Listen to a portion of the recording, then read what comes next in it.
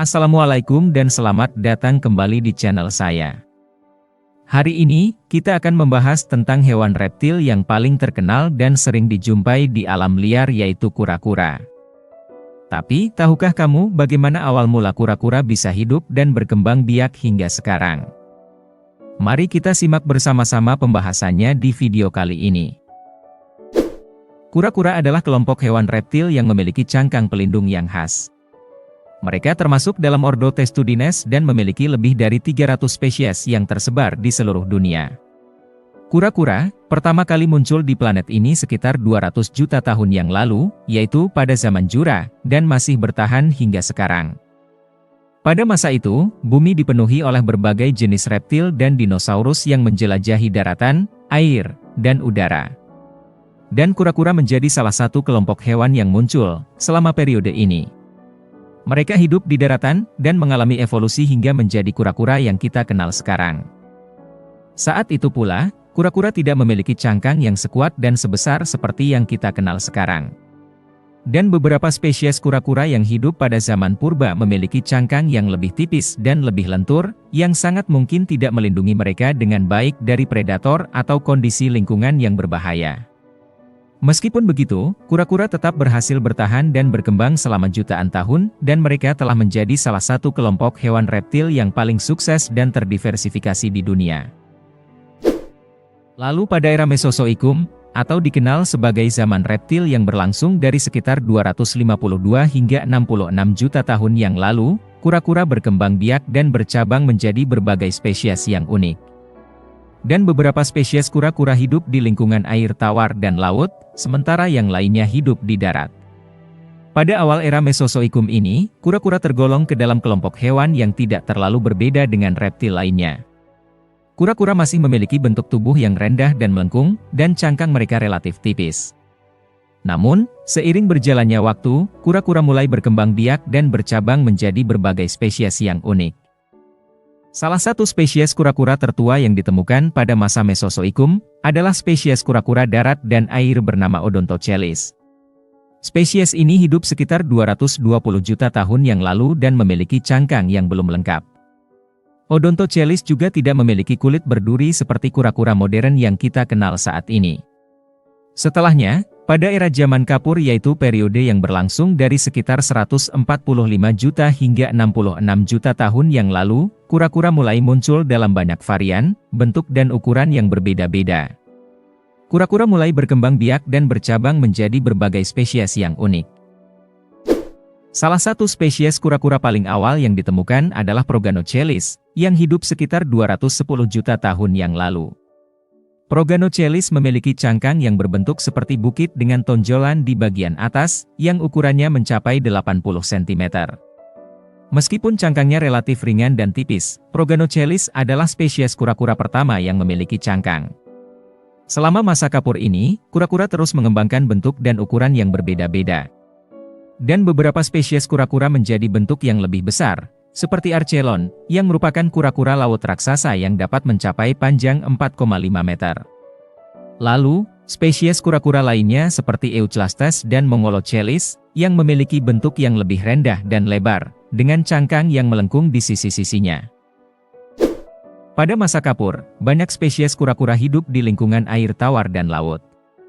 Beberapa spesies kura-kura, seperti kura-kura laut gigi dan Toxochelis, hidup di laut dan menggunakan kaki depannya yang besar untuk berenang dan mencari makan. Sementara spesies kura-kura lainnya seperti kura-kura muda, hidup di darat dan mencari makan di padang rumput dan hutan.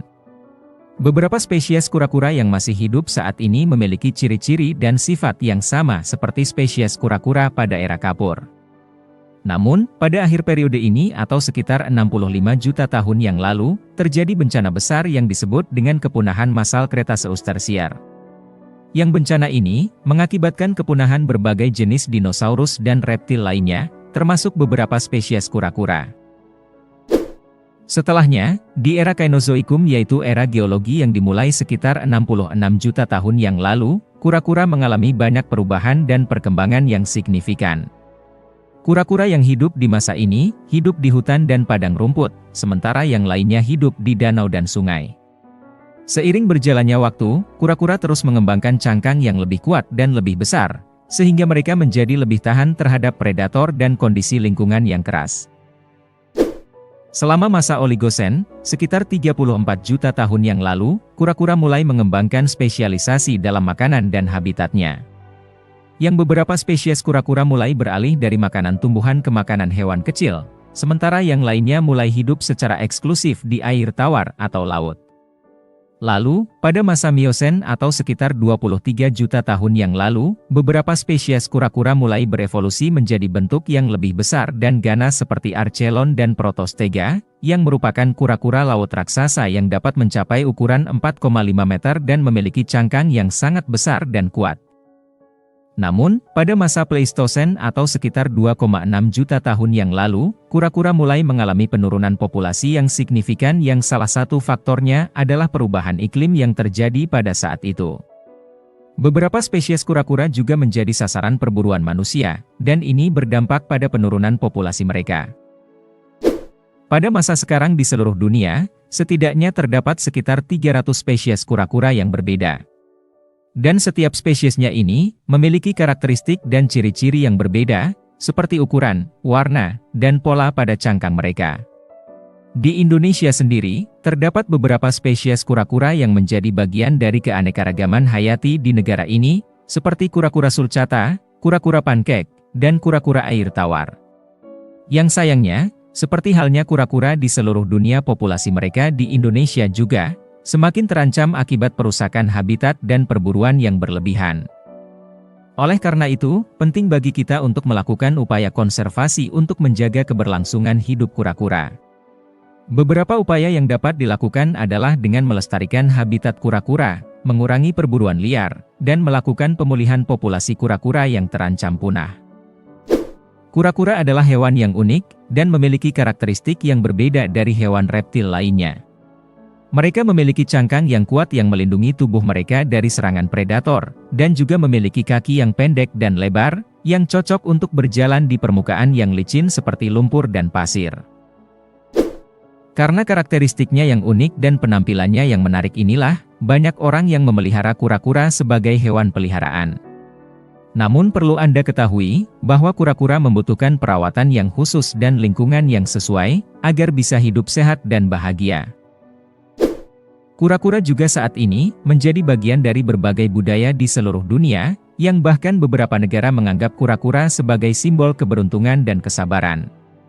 Di Jepang sendiri, kura-kura sering dihubungkan dengan dewa keberuntungan, dan dipercaya sebagai pelindung rumah tangga. Itulah sedikit informasi mengenai awal mula kura-kura, tahap perkembangan, spesies, dan peran konservasi dalam menjaga keberlangsungan hidup kura-kura. Semoga informasi ini bermanfaat dan membuat kamu semakin tertarik untuk mempelajari hewan reptil yang satu ini. Sekian untuk pembahasannya, jangan lupa untuk memberikan komentar juga like pada video ini, dan sampai jumpa di video berikutnya.